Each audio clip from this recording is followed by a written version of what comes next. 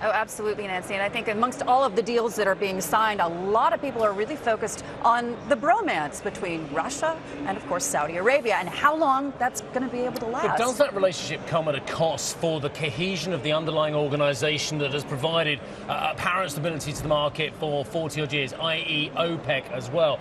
We spoke to all the key players at what's called the JMMC. I should explain what that is to some viewers. It's the Joint Ministerial Monitoring Committee, and it goes on the back of the old MMC, which was an OPEC organisation, but joint refers to the fact that you've got non-OPEC players such as Oman and such as Russia on board as well. Now, I spoke to the Russian energy minister yesterday, Alexander Novak, and it was a key point to speak to him because a couple of months ago it was about how much extra oil these players could put on the market.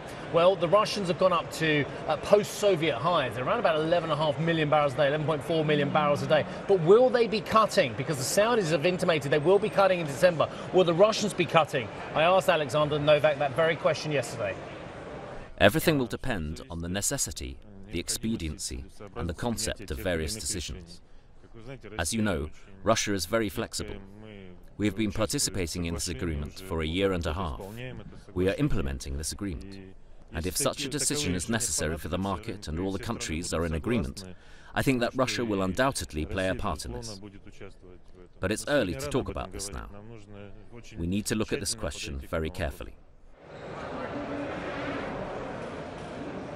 Hadley, if this was a game, you'd be calling in the video ref, the video umpire, the third umpire. You'd be calling in the steward's inquiry if you're in racings, because something happened between September and early October where we hit $85, $86 a barrel for Brent to the last couple of days where we got down to $70 a barrel. We went into bear market territory. We're back up again today on the back of the JMMC. Something big happened and they didn't see it coming, and it hit them like a steam train as well. And they're loath to say it, and I'm wondering if that thing that happened was Mr. Trump and his policies towards Iran. Oh, no doubt. And I think what's going to be really interesting moving forward is how particularly Saudi Arabia and Russia are going to actually deal with this, because this relationship, this building of this new bromance has worked so far. But really, how long does this remain in the entrance of the Russians? And the ramifications for broader OPEC, well, we'll find out in early December in Vienna as well.